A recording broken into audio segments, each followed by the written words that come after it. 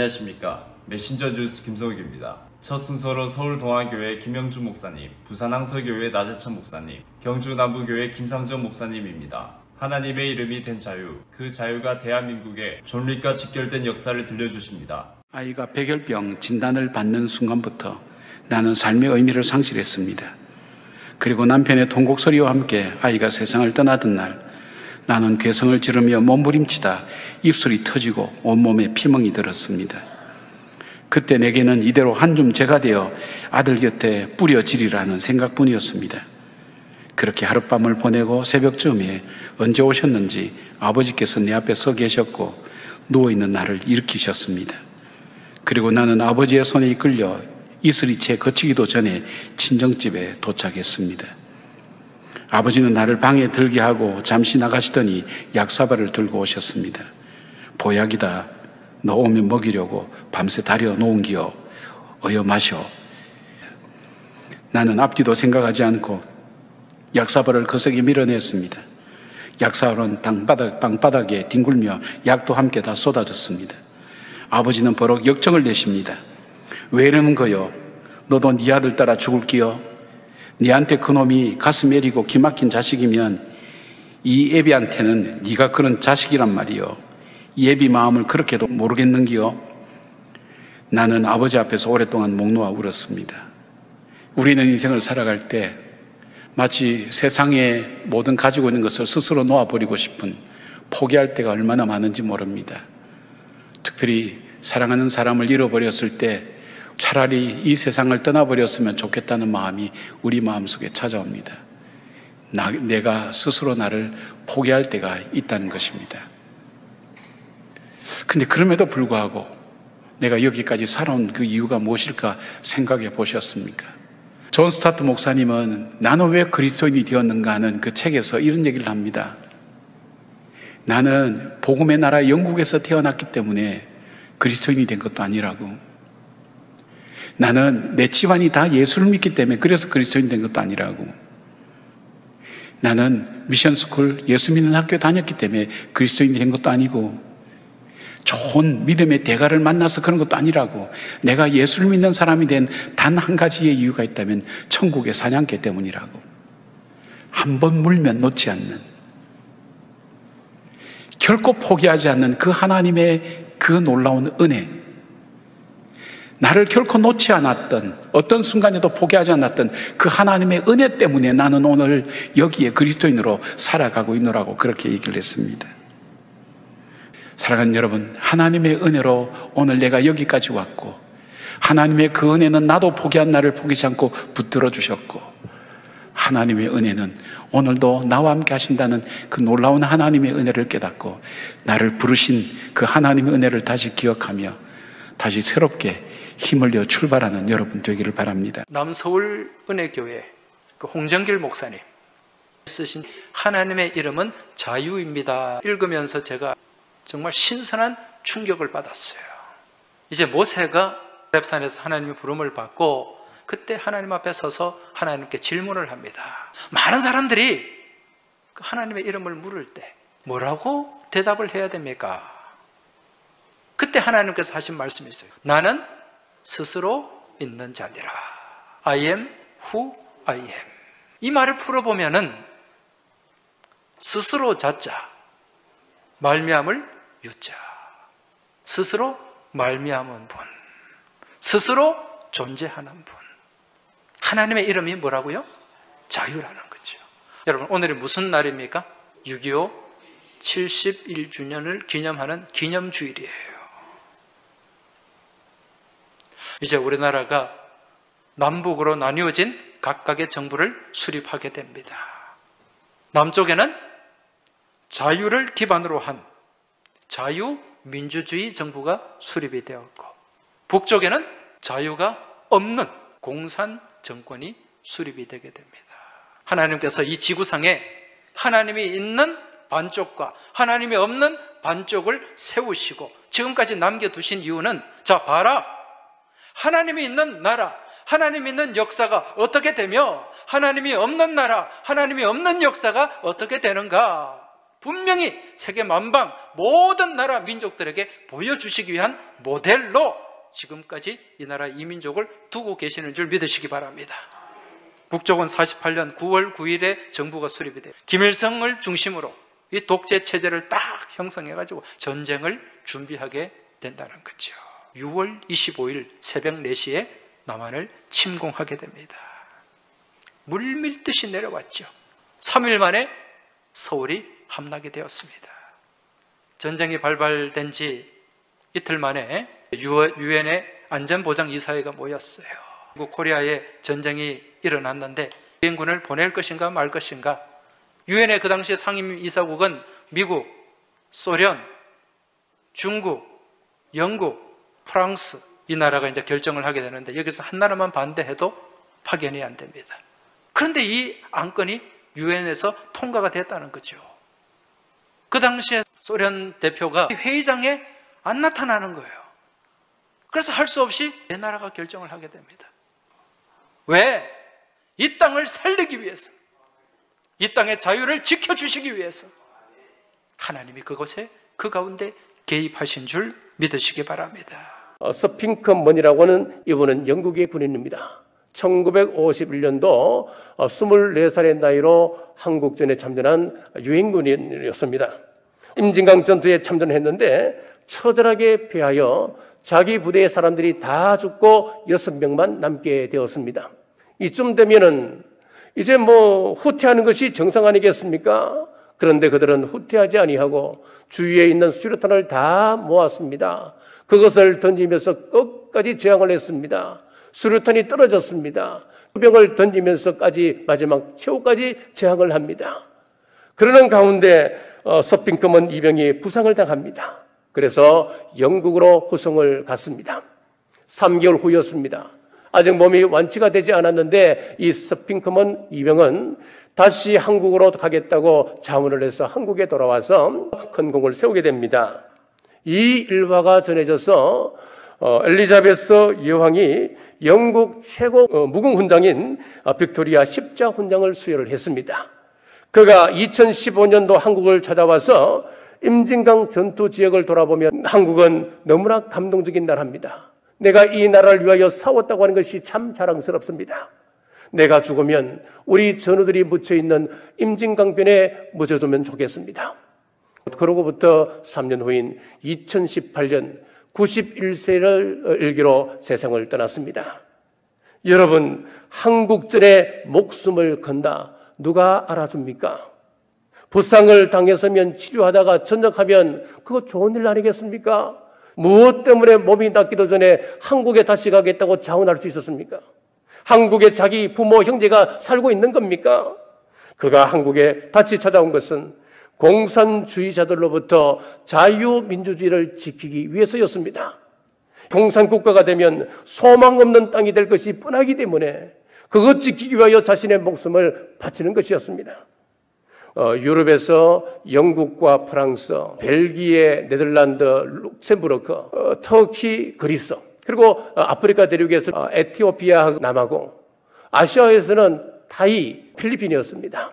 오세아니아주에서는 호주하고 뉴질랜드였고, 남미 대륙에서는 콜롬비아가 참전을 합니다. 북미에서는 미국과 캐나다였죠. 이렇게 16개 나라가 참전을 했습니다. 당시 이 땅에서 싸우다 전사한 유엔군이 자그마치 15만 명이었습니다. 그 15만 명, 우리는 이들에게 생명의 빛을 줬습니다. 잿더미에서 희망을 키울 수 있었던 것은 선교사님들과 그들을 파송했던 교회들이었습니다. 그 교회 성도들이 아끼고 희생하며 양식과 옷과 의약품을 보내주었습니다. 그 사랑으로 우리는 소망을 가지게 되었습니다. 우리가 이들에게 사랑과 생명의 빛을 줬기에 다른 나라에 그 빛을 갚아야 할 때가 왔습니다. 대전 제일교회 김철민 목사님, 부산 진교회 신충우 목사님, 남양주 별내동안교회 나강현 목사님은 모두가 자신의 문제를 스스로 해결하려는 데서 모든 잘못이 빚어지는 까닭을 가르쳐 주십니다. 조선의 26대 왕 고종은 12살 때인 1864년 1월 16일 왕으로 즉위했습니다. 근데 그가 즉위한 뒤에 첫 번째로 내린 어명은 이와 같은 내용이었어요. 내가 살던 집 앞 골목의 군밤 장수를 죽여라. 그는 개동에서 살고 있었는데 골목길에 군밤 장수가 있었어요. 그런데 다른 아이들한테는 공짜로 군밤을 주면서 자신에게는 한 번도 공짜로 준 적이 없다는 거예요. 그래서 왕이 되자마자 이 12살 배기가 자기의 공권력을 휘둘러서 그 군밤 장수, 자기에게는 공짜로 주지 않은 군밤 장수 목을 쳐라. 주변에 조대비를 위시해서 여러 사람들이 만류를 했습니다. 전하, 성선의 덕으로 정치를 하셔야 하는데 어찌해서 주살의 위험을 먼저 보이시고자 하십니까? 아니되옵니다. 그렇게 해서 가까스로 만류를 해가지고 그 군밤 장수가 어느 날 갑자기 영문도 모르고 그냥 가실 뻔한 거 겨우겨우 건져줬다고 하는 거죠. 힘이 있으면 이렇게 되는 것입니다. 그러니까 내가 느끼는 어떤 분노, 수치, 모욕, 억울함 이런 것들이 켜켜이 쌓여 있는 게 오늘날 우리가 살아가는, 인류가 살아온 그런 상황인 것입니다. 너희 중에 싸움이 어디로부터, 다툼이 어디로부터 나느냐? 너희 지체 중에서 싸우는 정욕으로부터 나는 것이 아니냐? 우리 안에는 한바탕 하고 싶은 그런 마음이 있는 것입니다. 오늘 본문 말씀은 결코 그것을 용납하고 있지 않으세요. 너는 그가 내게 행함같이 나도 그에게 행하여 그가 행한 대로 그 사람에게 갚겠다 말하지 마라. 내가 응징하고 내 분풀이를 하고 내 억울한 것을 풀어버리는 거, 내가 행하겠다고 하는 거예요. 내가 심판자가 되겠다고 하는 것입니다. 온 만유의 심판자가 되시는 분은 하나님 한 분밖에 안 계세요. 그런데 내가 그 심판자가 되겠다고 하는 것은 내가 하나님처럼, 내가 하나님 노릇을 하겠다고 하는 거죠. 교만한 것입니다. 나는 하나님이 아닌 것입니다. 나는 흙으로, 먼지로 버물려진 그런 피조물인 거예요.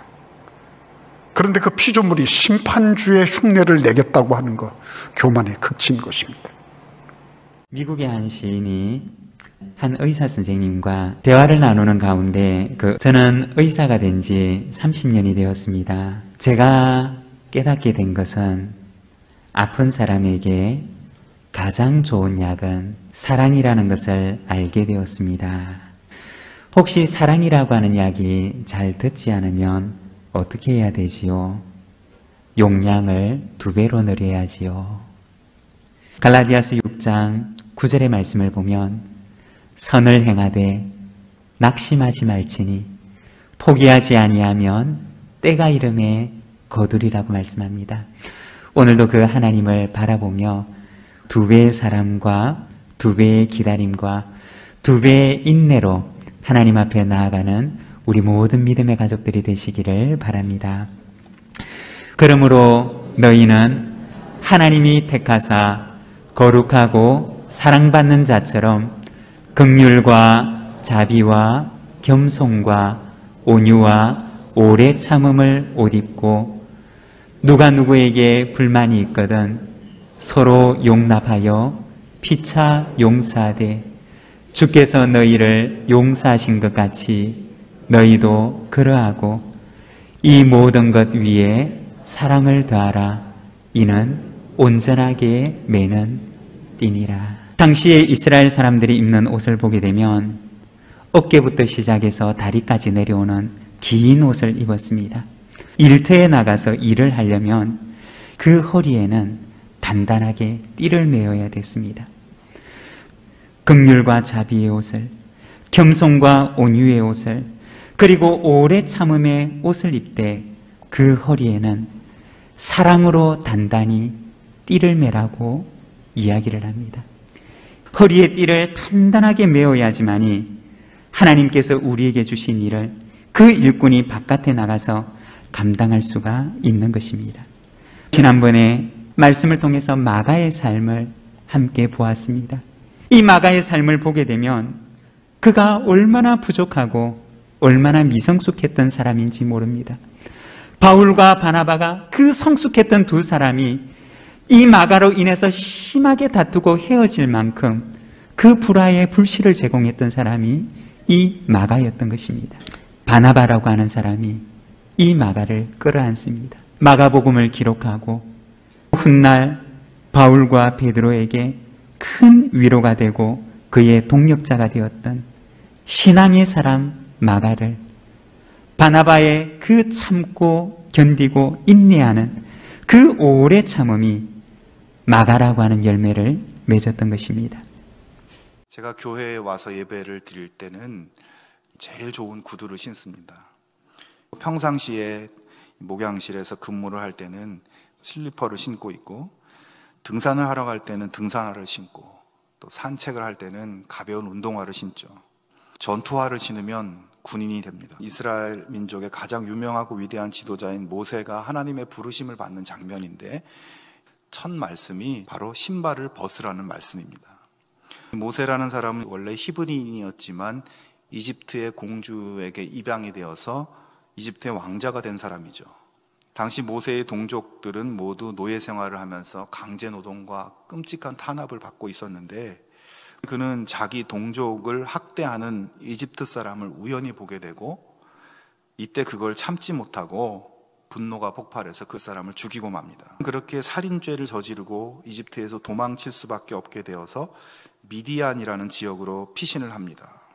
그리고 그는 결국 그곳에 머물면서 양을 치는 유목민으로 살게 되죠. 그렇게 광야에서 40년 세월이 지나고 이제 80 노인이 되었어요. 그날 모세는 평소에도 자주 다녔던 호렙산으로 양떼를 이끌고 갔습니다. 모세가 양떼를 풀어놓고 있는데 저 멀리서 떨기나무 한 그루에 불이 붙어서 타오르는 것을 보게 됩니다. 그 순간 불꽃 속에서 음성이 들립니다. 모세야, 모세야. 자기 이름을 부르는 거예요. 이 모세는 직관적으로 그 소리가 하나님의 음성인 것을 알아차리고 내가 여기 있나이다, 이렇게 엎드리면서 대답을 합니다. 이리로 가까이 오지 마라.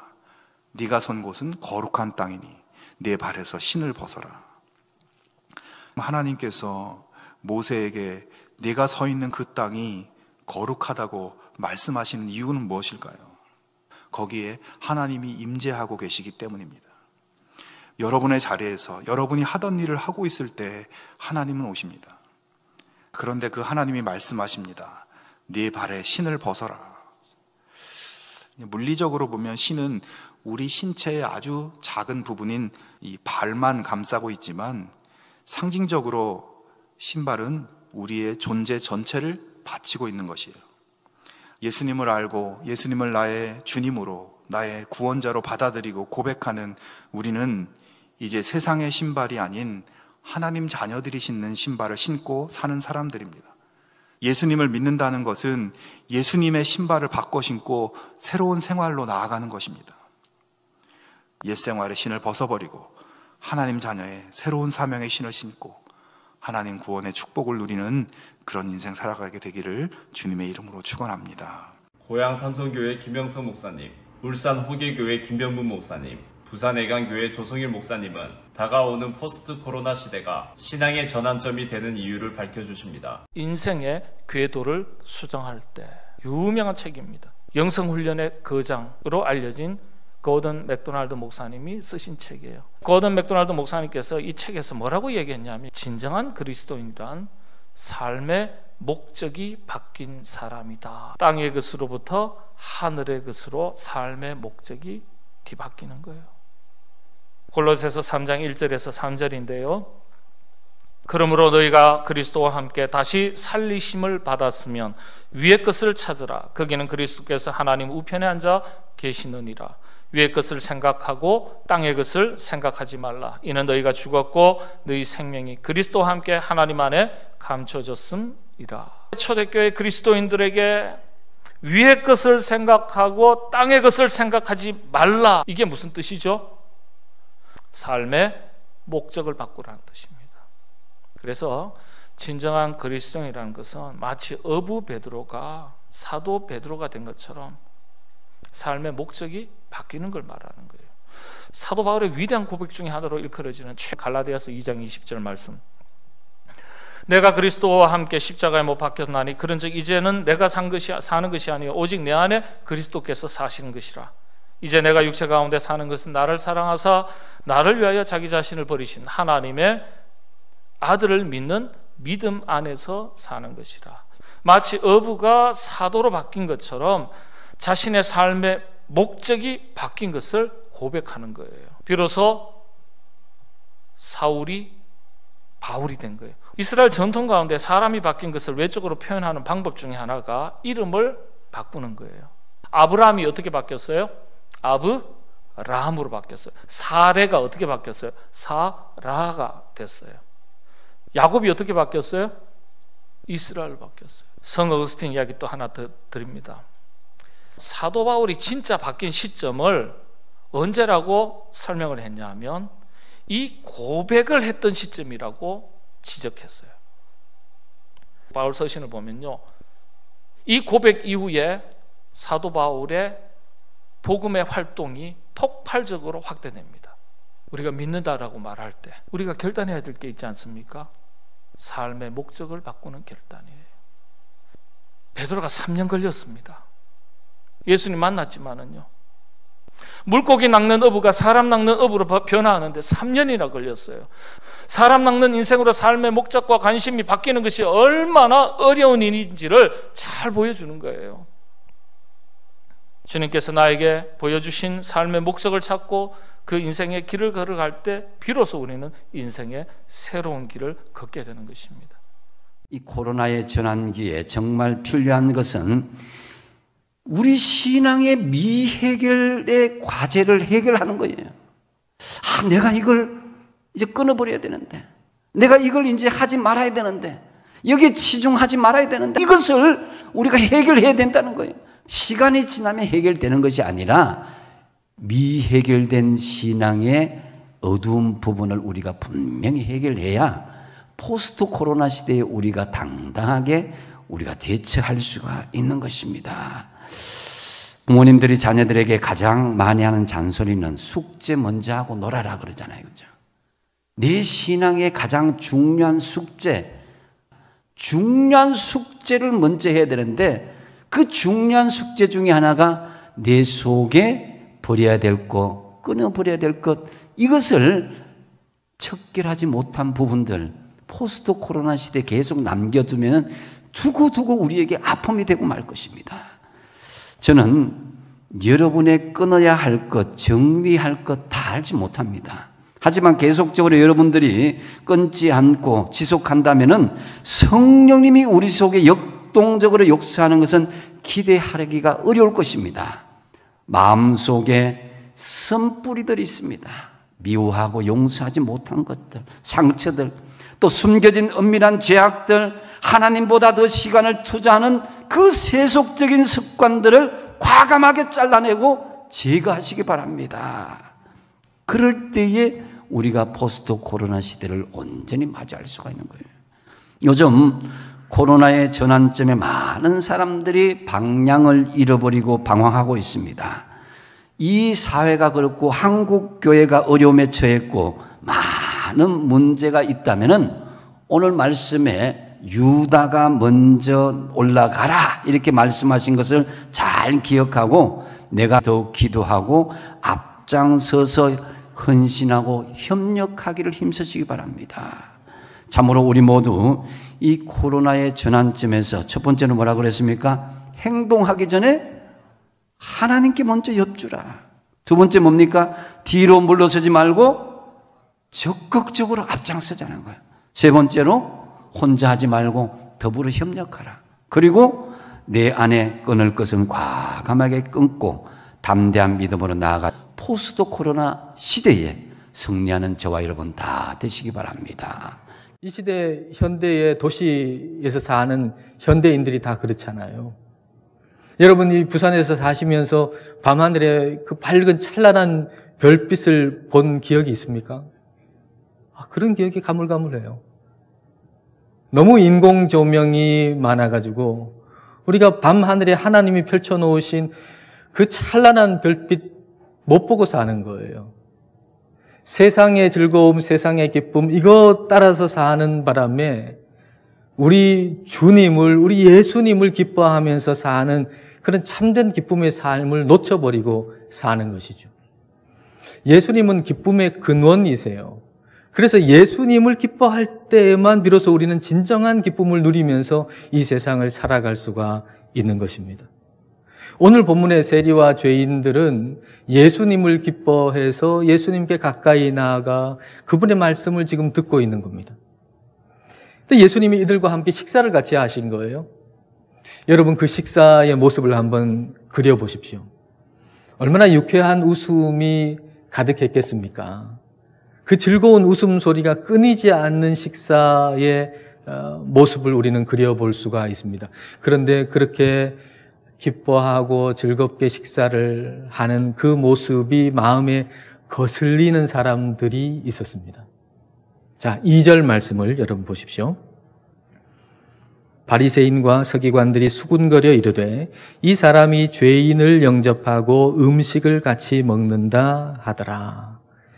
세리와 죄인들이 예수님하고 아주 기쁘게 즐겁게 식사를 같이 하고 있는데, 근데 스스로 거룩하다고 생각하는 사람들, 바리새인과 서기관들, 스스로 거룩하다고 생각하는 사람들, 스스로 하나님을 잘 믿는다, 스스로 하나님을 잘 예배한다고 생각하는 이 사람들은 그 모습이 너무 보기 싫은 거예요. 그렇게 웃으면서 즐겁게 기쁘게 예수님과 함께 식사하고 있는 그 모습이 너무 싫은 거예요. 다시 말하면 예수님께서 기뻐하시는 것을 기뻐할 수 없었던 거죠. 여러분, 우리가 기쁘게 산다라고 하는 것은 예수님과 함께 기뻐한다는 얘기예요. 그냥 나만의 기쁨, 예수님과 상관없는 나만의 기쁨, 또는 나하고 마음 맞는 몇 사람이 즐기는 그 기쁨, 그게 아니라 예수님과 함께 기뻐하는 삶을 산다는 거, 이게 우리가 기쁘게 산다는 의미인 겁니다. 예수님이 기뻐하시는 것을 함께 행하며 예수님과 함께 기뻐한다는 거, 이게 우리가 기쁘게 산다는 의미예요. 아홉 목사님들의 말씀 전체를 들으실 수 있도록 전부 링크해 두었습니다. 아직 메신저 뉴스 구독을 누르지 않은 시청자님이 계시면 지금 구독과 좋아요, 알림 설정까지 부탁드립니다. 다음 주까지 안녕히 계십시오. 메신저 뉴스 김성욱이었습니다.